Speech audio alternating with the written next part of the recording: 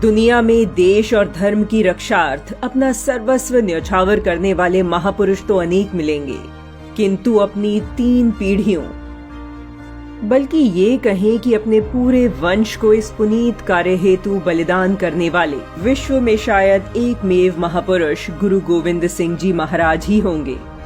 दिल्ली के चांदनी चौक के प्रसिद्ध गुरुद्वारे का नाम ही शीशगंज गुरुद्वारा इसलिए पड़ा कि वहां पर मुगलों ने गुरु तेग बहादुर के शीश को इसी स्थान पर उनके धड़ से अलग कर दिया था, क्योंकि वे किसी भी कीमत पर मुगलों के सामने धर्मांतरण को तैयार नहीं थे।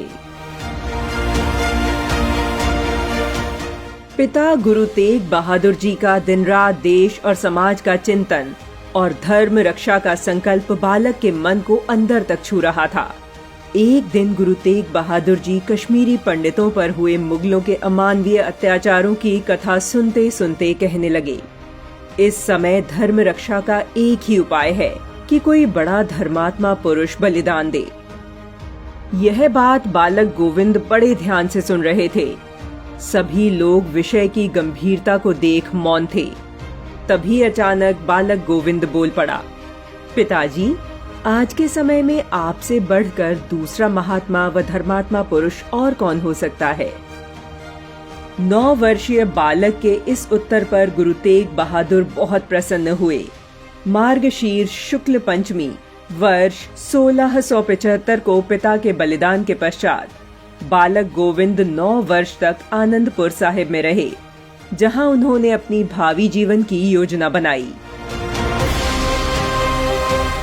अपने बलिदान से पूर्व गुरु तेग बहादुर ने यहीं पर उन्हें गुरुता गद्दी प्रदान करते हुए देश, धर्म और दुखी जनता का उद्धार करने का आशीर्वाद दिया।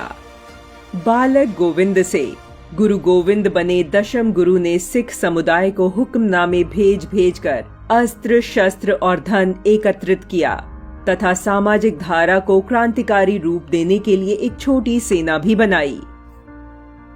भारत में मुगल शासकों के निरंतर बढ़ते आक्रमणों से देश और धर्म को बचाने के लिए वर्ष 1699 में बैसाखी के दिन गुरु गोविंद सिंह जी ने अपने अनुयायियों की एक विशाल सभा बुलाई, जिसे संबोधित करते हुए उन्होंने हाथ में तलवार लेकर प्रश्न किया, है कोई जो धर्म के लिए अपने प्राण दे सके। उनकी इस प्रेरणादायक ललकार को सुनकर बारी बारी से समाज के हर वर्ग से लोग आए। उन्होंने यहीं पर जात पात के भेदभाव में बिखरे हुए हिंदू समाज को संगठित कर खालसा के रूप में खड़ा किया और इस प्रकार 13 अप्रैल 1699 को पंजाब के आनंदपुर साहिब में खालसा पंथ की स्थापना की, जिसका अर्थ था खालिस अर्थात शुद्ध। पौष शुक्ल सप्तमी को पटना साहिब में प्रकट हुए गुरु गोविंद सिंह जी सती प्रथा, कन्यावध, छुआछूत इत्यादि सामाजिक बुराइयों से दूर समानता पर आधारित सामाजिक संरचना के पक्षधर थे।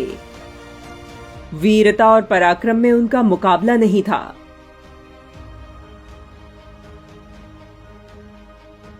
वर्ष 1703 में उन्होंने चमकौर के युद्ध में केवल 40 सिखों की सहायता से मुगलों की विशाल सेना के छक्के छुड़ा दिए थे।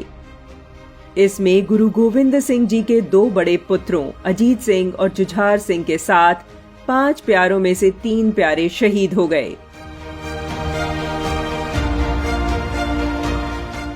सन 1703 में सरहिंद के नवाब वजीर खान ने उनके 2 पुत्रों जोरावर सिंह और फतेह सिंह को इस्लाम स्वीकार न करने के कारण दीवार में जीवित चिनवा दिया।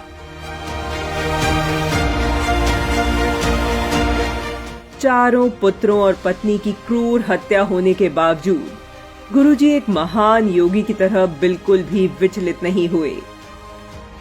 1706 में उन्होंने खिरदाना का युद्ध लड़ा और देश और सनातन की रक्षा के लिए 3 पीढ़ियों ने महाबलिदान दिया। उनके द्वारा जलाई गई स्वतंत्रता की ज्योति तथा अन्याय के विरुद्ध लड़ने की भावना आज भी विश्व के लिए प्रेरणा स्रोत है।